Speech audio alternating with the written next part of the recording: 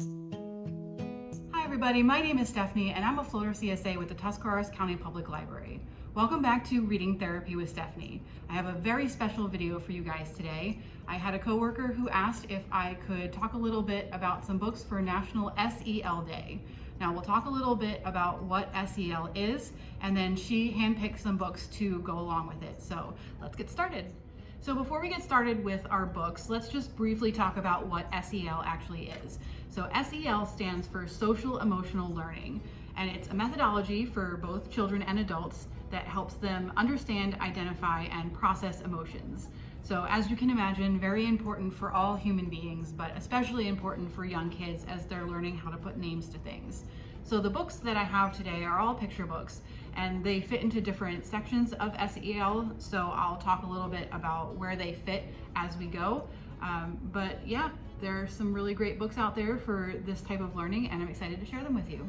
Since we have so many books to talk about today, I'm going to group them by the different aspects of social emotional learning. So these three that I have right here are all by Peter H. Reynolds.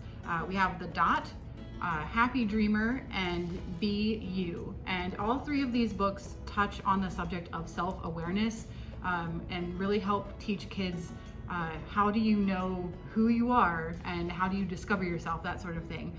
Self-awareness is a big part of social emotional learning, and all three of these books do a great job of helping kids learn about it.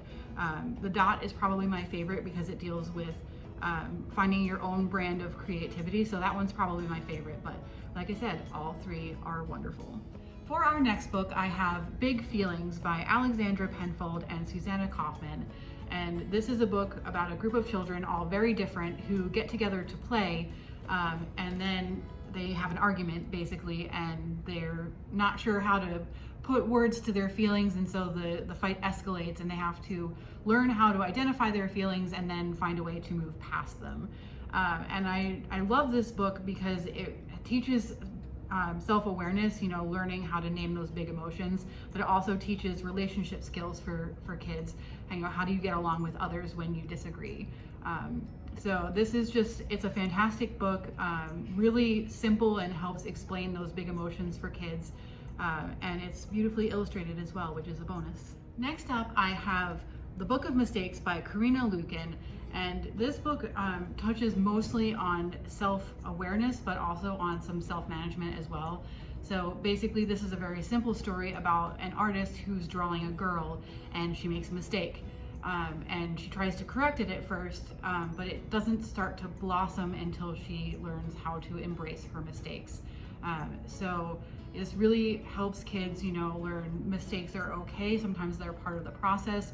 Learning how to be self-aware, like these are the mistakes that I'm prone to, but I can manage them to help make something beautiful. So this book is gorgeously drawn and just very simple and effective. So I really like this one for self-awareness and self-management, so you should definitely check this one out. For our next book, I have Giraffes Can't Dance by Giles Andrea and Guy Parker Rees. And I really love this book because it covers a wide range of what's important to social emotional learning. We have self-awareness here with our giraffe, but we also have social awareness as he relates to his friends, and then relationship skills. So basically this is a book about a giraffe who is really sad because he can't dance because he's just so long and awkward. But it's not until he gets a little bit of advice from a friend to maybe just dance to your own music that he finds his way of dancing that's just as beautiful as everyone else. And all the other animals who used to make fun of him for it learn to appreciate him for who he is. So as you can see, it's just a really fun, clever book that touches on some important topics.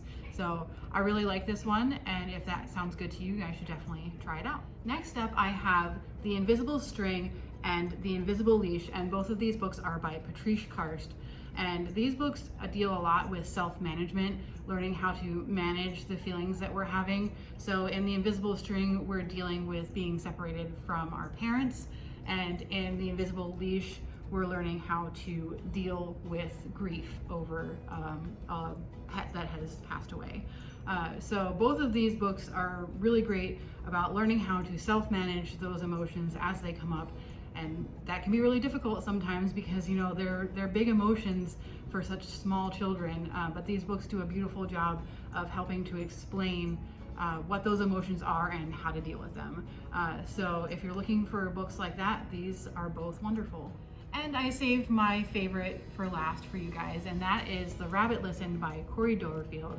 And I love this one in particular because I feel like it touches on all 5 aspects of social emotional learning. We have self-awareness, self-management, social awareness, relationship skills, and responsible decision making, all within this short picture book.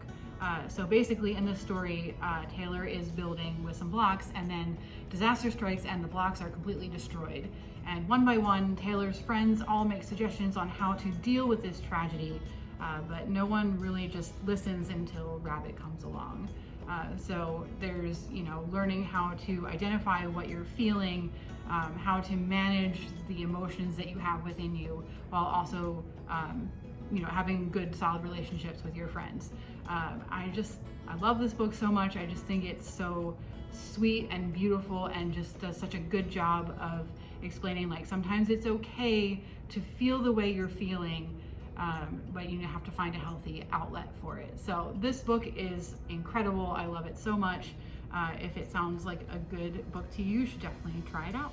Okay, that is going to do it for our video today, you guys. I hope you learned a little bit about SEL that you didn't know before, and I hope that you saw some books that you might like to try out as you navigate this type of learning.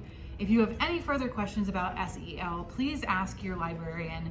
We would love to help you learn more about it or find more books that can help you guys out.